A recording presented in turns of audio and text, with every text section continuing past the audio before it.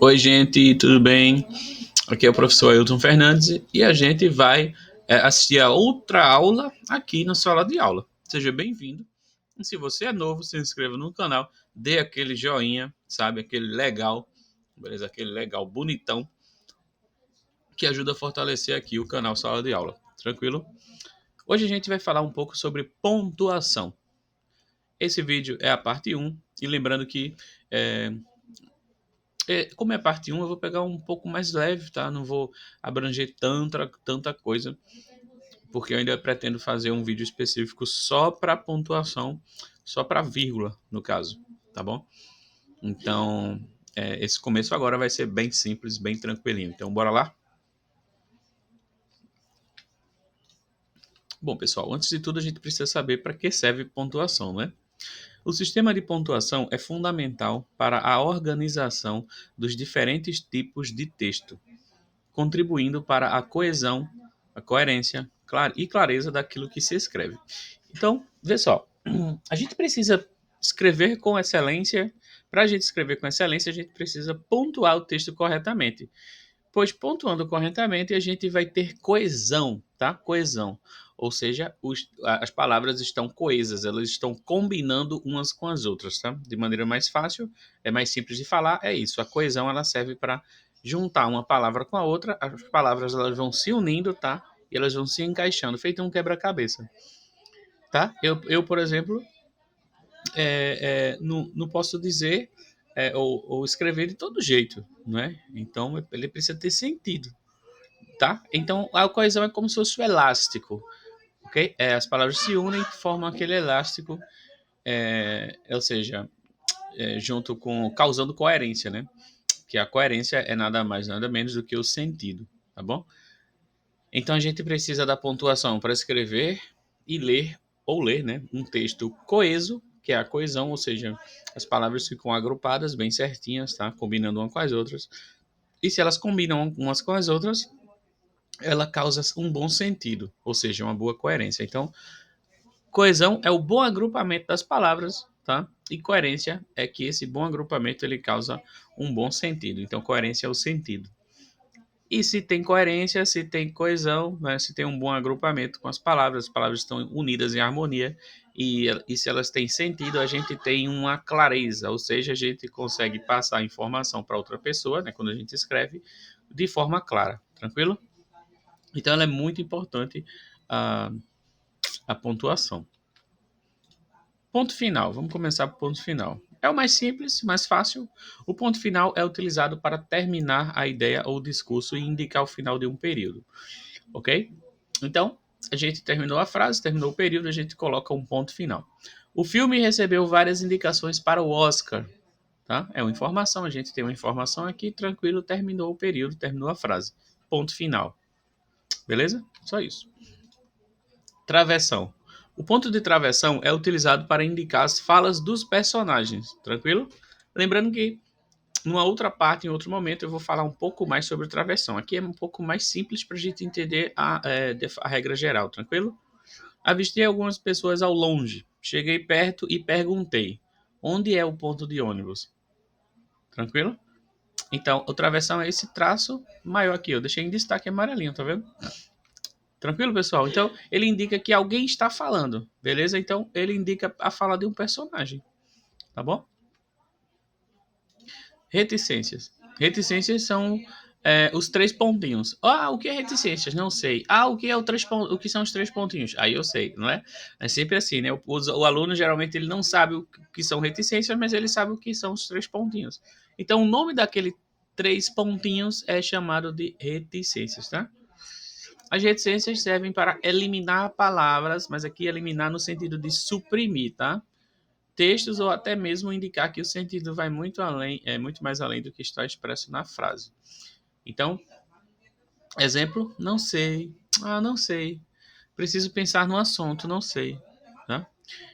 Ana gosta de comprar sapatos, roupas, bolsas, né?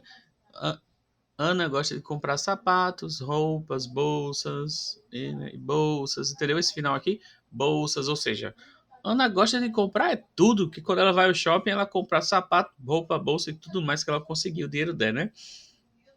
Então, por que não tem o ponto final ali? Porque aquela reticência ali na segunda frase, ela está indicando que Ana, ela gosta de muito mais além do que está escrito, beleza? E na primeira frase, quando o personagem fala, não sei, preciso pensar no assunto, né? Quando a gente fala, não sei, preciso pensar no assunto, é que essas reticências estão aqui para indicar que o personagem está na dúvida, está na incerteza, né? Ele não sabe se vai ou não.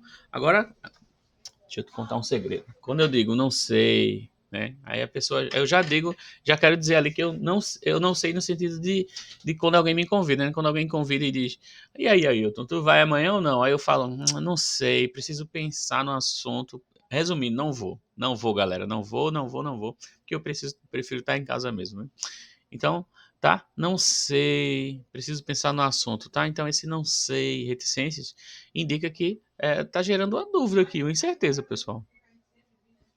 E quando a gente fala em eliminar palavras, é nesse sentido aqui, ó. Bora fazer junto, bora fazer todo mundo junto aqui agora, tá? O Alexandre, né, trabalha no hospital. Ele, ele larga às 19 horas. Tá bom? Pronto. Alexandre trabalha no hospital. Ele larga às 19 horas. Ok? Não, vamos melhorar isso aqui. Ele trabalha todos os dias e larga às 19 horas, né? 7 da noite, tá? Vamos colocar mais coisas aqui. Quando chega em casa, toma um banho, janta, né? Toma um banho, janta, brinca com o cachorro e depois vai dormir, beleza? Vamos deixar assim. Alexandre trabalha no hospital. Ele trabalha todos os dias e larga às 19 horas. Quando chega em casa, toma um banho, janta, brinca com o cachorro e depois vai dormir, tranquilo?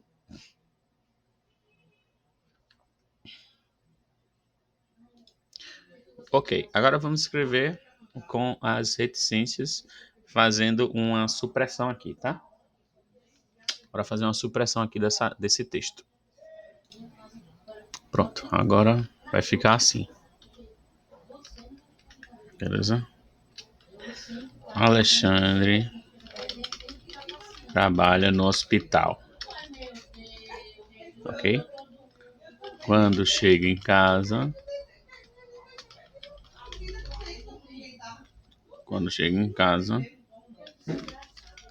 toma um banho, janta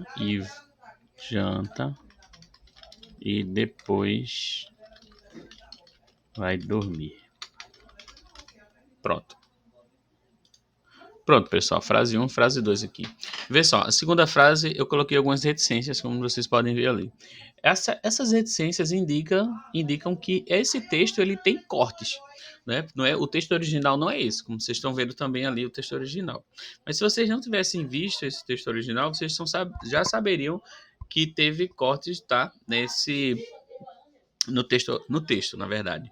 Se você estivesse vendo só essa segunda parte, tá? Essa de baixo, que a gente escreveu agora. Tranquilo? Então as reticências estão ali para indicar que existe outra parte, tá? Existem outras partes do texto original, né? Ali não é o texto original. Mas o que acontece? Acontece que esse texto aqui, o segundo, tá? Esse de baixo, ele ficou só com as partes importantes. Tranquilo? Então as partes que não considerei importante eu tirei, tá? Então Alexandre trabalha no hospital, ele trabalha todos os dias e larga às 19 horas. Quando chega em casa, toma um banho, janta, brinca com o cachorro e depois vai dormir. Próximo, Alexandre trabalha no hospital. Quando chega em casa, toma um banho, janta e depois vai dormir. Então, o de baixo é um texto com supressão. O que é isso? É eliminação. Os três pontinhos ali, que são as reticências, indicam que o texto sofreu supressão, ou seja, eliminação. Eliminação de partes que não eram tão importantes nesse momento, tranquilo? Então, as reticências elas servem para indicar isso também, tá? Ponto de interrogação é outro bem simples também. O ponto de interrogação é utilizado no final das frases para indicar uma pergunta, tranquilo? Então, será que ele vai chegar a tempo? Tá? É, ponto de interrogação no final, tá bom? Isso é uma pergunta. Então, se tem ali, eu já sei que tem uma pergunta, né? Com o ponto de interrogação, a gente tem uma pergunta. Ponto de exclamação. O ponto de exclamação é utilizado no final das frases para indicar emoções, tá? É, então, vê só. Quando a gente fala assim, por exemplo, quando a gente fala, por exemplo, não, deixa eu apagar essa parte aqui. Pronto, ponto de exclamação. Emoções ou ordens. Pronto, agora tá certo. Para indicar emoções ou ordens, tranquilo? Então, quando tem uma frase com emoção ou ordem, a gente coloca um ponto de exclamação. Então, frase 1. Que horror, né? O personagem aqui tá espantando, né? Tá espantado, tá indicando uma emoção de espanto, né? Ele tá assustado, ele tá espantado mesmo. Que horror, né?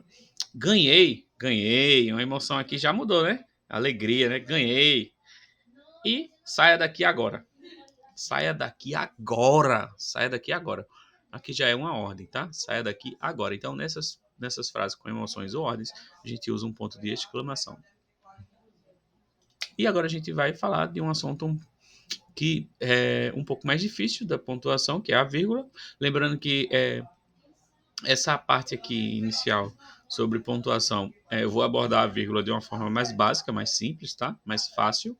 E depois, aqui no canal, a gente vai ter um vídeo somente com vírgula para falar sobre tudo de uma maneira geral e também de forma com todas as formas possíveis sobre a vírgula. Mas aqui a ideia desse vídeo é trazer as pontuações de uma forma mais simples, mais fácil de aprender, pelo menos no início, tá bom? Porque a gente não tem como aprender as pontuações assim logo de cara tudo, né?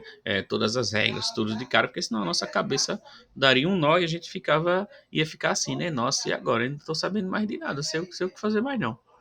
Então a gente faz, tá? Por parte. Tranquilo? Então esse vídeo vai ser um pouco mais simples. Depois eu vou fazer um de vírgula bem completo mesmo. De forma resumida, a vírgula marca a separação entre membros de uma frase. Como assim, professor? Vamos entender melhor? Ela é usada em datas. São Lourenço da Mata, 26 de setembro de 2025. Então coloquei uma vírgula aqui, tá? Depois de São Lourenço da Mata, para indicar que houve uma separação, tá?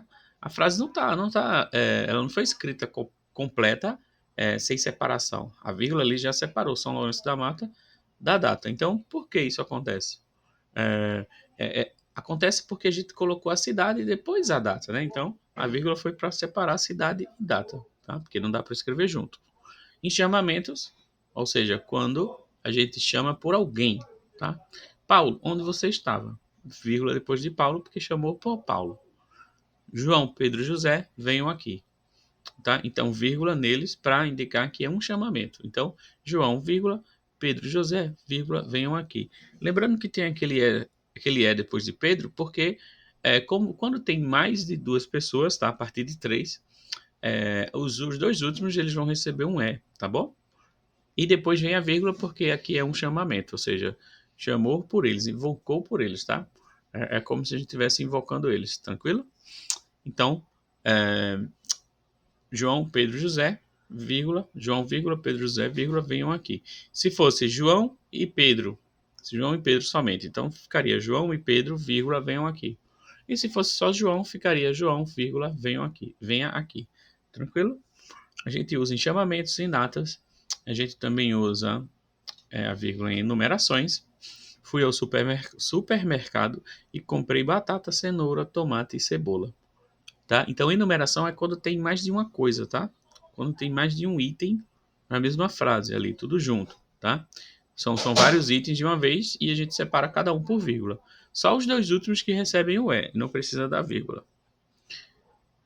E também no aposto. José, vírgula, um idoso aposentado, vírgula, trabalhou durante 45 anos. Então, o aposto, ele é uma parte que explica antes de continuar a frase. Então, quem é que é um idoso aposentado? José. Tá? Então, José, um idoso aposentado. Um idoso aposentado é o que a gente chama de aposto e ele precisa vir separado com vírgulas, logo no início e depois uma no final. Eu poderia escrever assim, ó, José trabalhou durante 45 anos. Aí você ia dizer, quem é José, pelo amor de Deus, que eu não sei. Aí eu coloco um aposto para explicar quem é José, tranquilo? Um idoso aposentado. Então, José, vírgula, um idoso aposentado, vírgula, trabalhou durante 45 anos. Então, um idoso aposentado é o que a gente chama de aposto, ou seja, é uma explicação. Uma explicação do termo anterior, tá bom? Antes de prosseguir com a frase.